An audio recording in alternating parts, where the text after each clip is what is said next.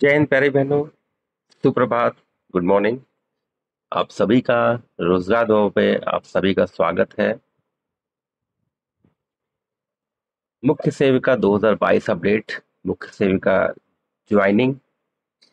Court case का क्या update है? सुनवाई में क्या क्या हुआ आपके लिए? और जिला अलॉटमेंट का कार्य कहाँ तक क्या पहुंचा है? तो हम लोग एक एक करके एक एक पॉइंट पे बात करते हैं। तो सबसे पहला जो हमारे सभी बहनों के लिए बहुत इम्पोर्टेंट है, सभी को देखिए, सभी ने अपनी सभी को अपना सबसे पहले रिजल्ट मिला, आपको ज्वाइनिंग लेटर मिला। अपने जिले में मुख्यमंत्री जी के द्वारा जिनको मिला सभी को ज्वाइनिंग लेटर मिला। और उसके बाद आपको 1 से 7 तक आपने डिस्ट्रिक्ट वरीयता भरी। सभी कुछ अभी तक सब कुछ सही हो रहा है, कहीं कोई इशू की बात नहीं है। फिर भी हमारी बहनें, सबको ज्वाइनिंग लेटर मिलने के बाद भी हमारी बहनें परेशान हैं कि क्या होगा क्या होगा। तो कोर्ट केस में क्या अपडेट हुआ, सुनवाई में क्या क्या हुआ, ये सारी चीजें आपके लिए आज एकत्रित की गई हैं कि क्या हुआ है सुनवाई में, 2 दिनों की सुनवाई में। तो आप बिल्कुल सबसे पहले तो देखिए परेशान मत होइए। आपको लेटर मिला है और आपकी ज्वाइनिंग भी होगी, सबसे आपके लिए बड़ी बात यही है। हालांकि दुविधा में है, असमंजस में है आप लोग। जो लोग कहीं और ज्वाइन है वो क्या करें, कब क्या करें, तो ये सारी चीजें बिल्कुल परेशानी की जरूरत नहीं है। तो हम लोग देखिए बात करते हैं कोर्ट केस के बारे में क्या अपडेट है। देखिए जो मैटर है, बीएससी होम साइंस और 2 ईयर सोशोलॉजी वाला ही है। और जो इसमें आपकी भर्ती में जो कह सकते हैं, जो रिट है, वो 2 जगह रिट पड़ी हुई है। एक तो आपके प्रयागराज हाई कोर्ट में या इलाहाबाद हाई कोर्ट में कह सकते हैं, इसका नाम अब प्रयागराज हो गया है। और दूसरा जो है रिट पड़ी हुई है इलाहाबाद हाई कोर्ट की ही बेंच या प्रयागराज हाई कोर्ट की बेंच लखनऊ बेंच में पड़ी हुई है। तो 2 रिटें आपके भर्ती में पड़ी हुई है। Same matter, BSc home science और 2 ईयर सोशोलॉजी। देखिए जब भी वीडियो शूट करता हूँ या जो वीडियो जो भी मैंने देख रही होंगी, 2 पक्ष बिल्कुल हैं, एक नॉन सिलेक्टेड और एक सिलेक्टेड।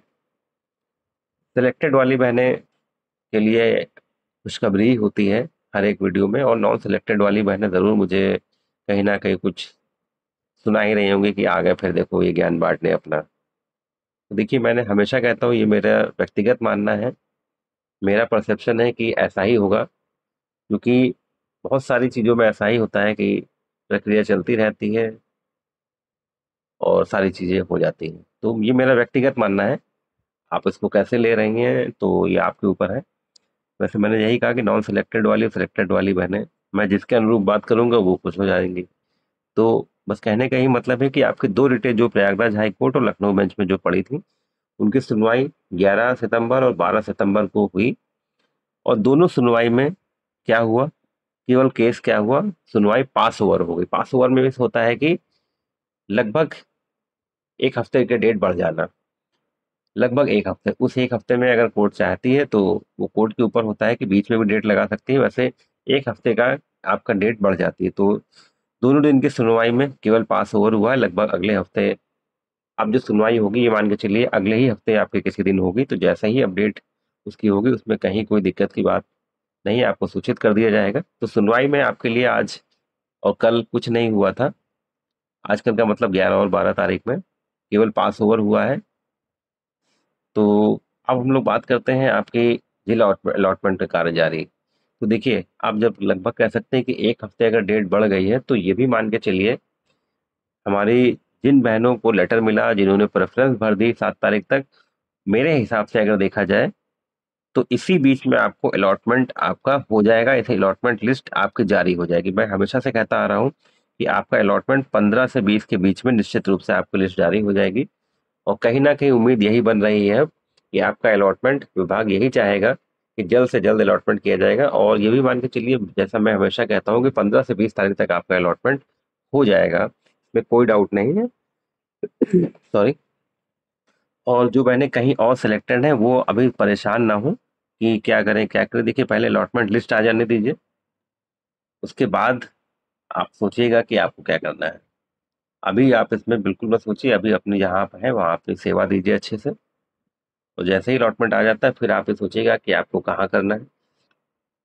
और सुनवाई में, जैसा मैं हमेशा कहता हूँ कि वो आयोग ने अपनी समझ से सारी चीज़ें की, अपनी समझ से आपकी भर्तियां की, अपनी समझ से आपको आपकी सारी पात्रताएं चेक करते हुए आपको अलॉटमेंट जारी किया है। तो इसमें कहीं कोई इश्यू की बात नहीं, जो सिलेक्ट हो गया है वो सिलेक्ट रहेगा, उसमें कहीं कोई इशू इशू नहीं होगा। ये जैसा मेरा मानना है, बिल्कुल आप उसमें परेशान मत होइए। और जो नॉन सिलेक्टेड वाली बहनें, बस उनके लिए बस यही कहना चाहूँगा कि आप तैयारी करते रहिए। आपके लिए अन्य भर्तियां हैं, अन्य आपके लिए वैकेंसी हैं, आप उसमें लगे रहिए, आपका भी होगा। हालांकि ये सारी चीज़ें नॉन सिलेक्टेड वाली बहनों को ज़रूर खराब लग रही होंगी, लेकिन अब इसमें क्या ही कह सकते हैं।